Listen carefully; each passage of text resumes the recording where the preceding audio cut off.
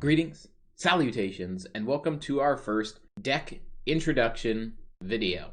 And I figured, what better spot to start than Cthulhu? Let's go ahead, and Cthulhu 1 here is the deck. I can't edit the deck from here. To the collection! So here's our deck. We are running 4 of Trail of Dreams, because it's a really powerful card. You just choose a card in hand, shuffle it into your deck, then draw 2 cards. Do note, that card is eventually going to be locked behind humans, but it is not yet locked behind humans, so we can play it. We are running Cocoon, Grenade, bunch of shotguns, Lantern Mercenary, our only spell we are running, Innsmouth Ritual, ×3. Then we're running the uniques, Kezia, King in Yellow. We're running our bears, but the name of the deck, if I could name it, which I can't, is Shotgun Snakes. Because the whole purpose is playing Brood of Yig with Shotgun. Now, why is that a combo?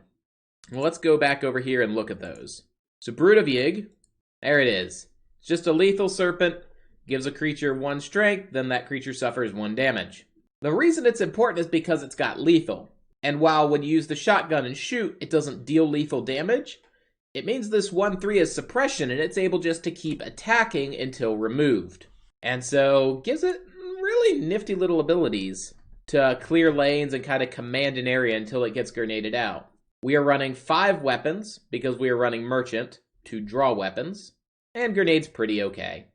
Let's see. The reason we are running Innsmouth Ritual, to give all creatures regen 1, is because we're running some decent creatures, like Lantern Mercenary, Wayseer, pretty good.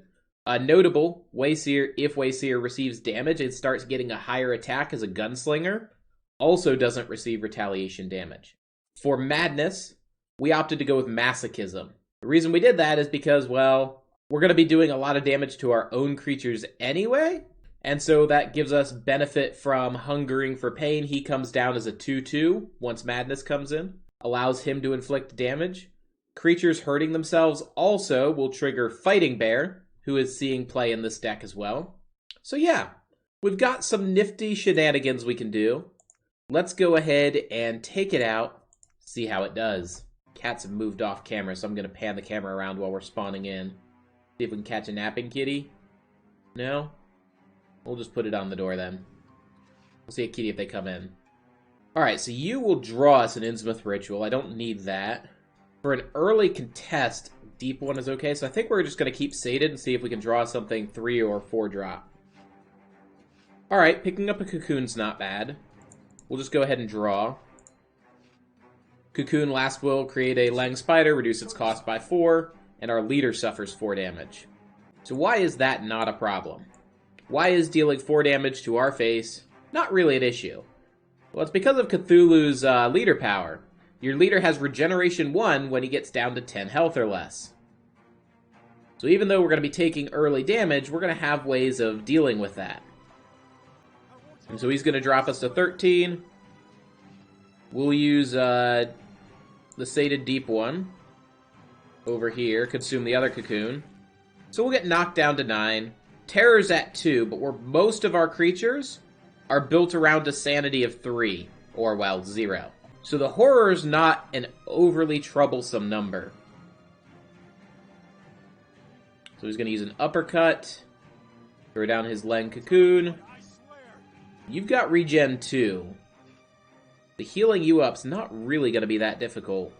Let's go ahead and get down a Lang Spider, just prevent that from attacking. Then we're going to get a Hungering for Pain out, who is going to bug. So he was supposed to be able to apply... Is that a cat playing in a box? He is. There we go. He was supposed to be able to apply a wound here and assist with that. Didn't end up happening.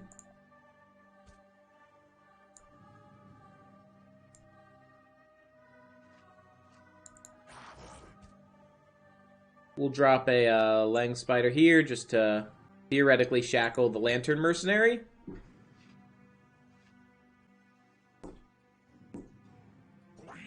At least we got to see kitties defending their box. So unfortunate, we were supposed to have that defended. Alright, let's shuffle back in the king in yellow. Pick up an Innsmouth ritual. Alright, we've got a shotgun. That's not bad.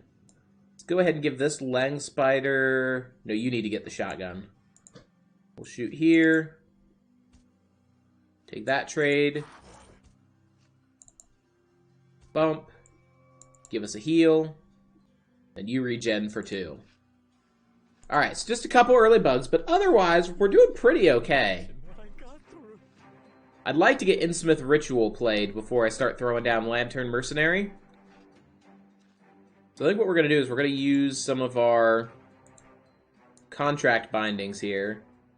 Try to find us... No, I think that's it. We're going to then just Innsmouth Ritual, hand out regeneration.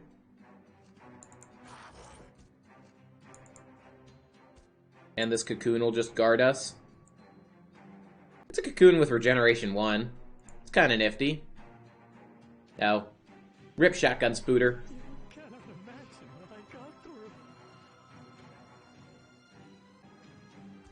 Do note regeneration does stack, as seen there. Alright, so we found a Bruta Yig. I don't have a shotgun for him. I think I'm going to play him over here. We'll give the wound on this guy, since he's got regeneration. You'll just take the bump. Now with your buffed attack, you'll go face, and then we'll throw down a regeneration mercenary in the front.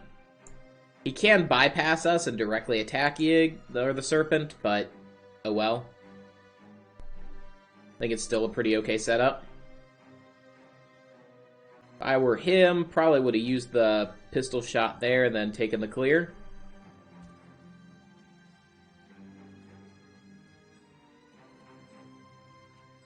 Alright, hopefully the Lang Spider will get the lock on this lane.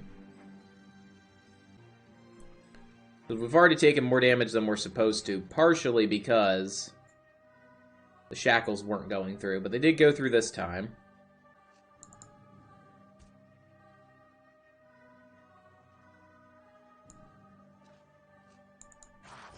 We're close to being able to push for lethal. So we'll set up for next turn. Put a Fighting Bear here. Use a Contract Binding just to go ahead and get that damage out. Heal him up.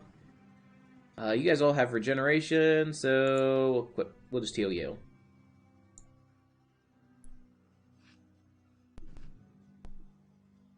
The bear itself represents an existential threat. Yeah, and he doesn't have, I don't think he's got the removal to clear us. Even if he had left that alive, we still had enough here. Alright, so we powered through the bugs. We got to see the kiddies play. We got a nice little game in there. But so that's kind of how the deck's supposed to work. So you're using the wounds and the masochism on creatures that have regenerate. We didn't get to see a shotgun snake, so I'm going to try one more time. And then we'll get 2 games in this recording. Ooh. I'll keep Lantern Mercenary, as his body is a decent body for early trades. And we ended up with a terrible hand. We've already found 2 of our Innsmouth rituals. Alright, there we go. You'll give me a shotgun? He'll copy that.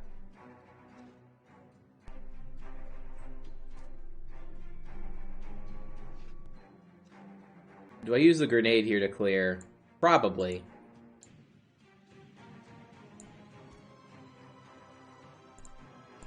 That's a decent enough clear in my mind. Tracker's hitting me, but that's not overly troublesome.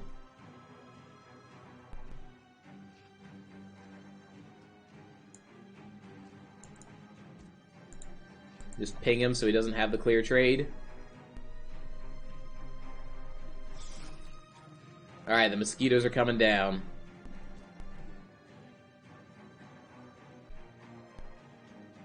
I don't have the ability to fire off a Innsmouth ritual here.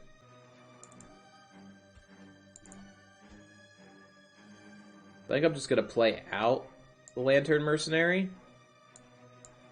Heal up and then throw a cocoon down. Maybe behind. That way I keep the lanes open. Yeah, I figured you'd do that. That's why I saved my shotgun. Now I can give suppression to this guy. Ooh. Now I don't want to give suppression there. Alright, here's what we're going to do. We are going to play the Hungering for Pain. We're going to buff the Cocoon. We're going to play Shotgun on this guy. Wound you. You're going to hit. That buffs you. You've got suppression, so clear here. Before I move the Cocoon, let's use Contract Bonding just to buff both of you. We got a Brood of Yig, which I will play way Seer's range, so I'm going to play it here. Buff Cocoon again. There we go, we got a 4-1 Cocoon. It's not terrible. And now we just straight up have lethal. Alright, again, no Shotgun Snake, but you can see kind of the combos this is going for with the self-harm deck. I think it's kind of nice. It's whipping us up into a frenzy. It's embracing the masochism. We didn't see a Shotgun Snake, but we did see a Shotgun Mercenary. Ernst, what do you think? You think that's content? I think that's good enough. So we'll go ahead, we'll call it there. Let me, right here at the end, since there's no deck code, I will pull up the deck one more time for you and shut off my camera. So you can easily see everything that's in it. Oh, I don't need to shut off my camera because I'm on the other side. So yeah, there we go. There's the deck. I think it works pretty well. As we start playing it versus PvP, we shall see. You've got to be careful about building too big of a board with PvP, but it's got a lot of nice combos, a fair bit of draw to keep everything moving. I like it. Best of vibes to you. May you stay suitably sane.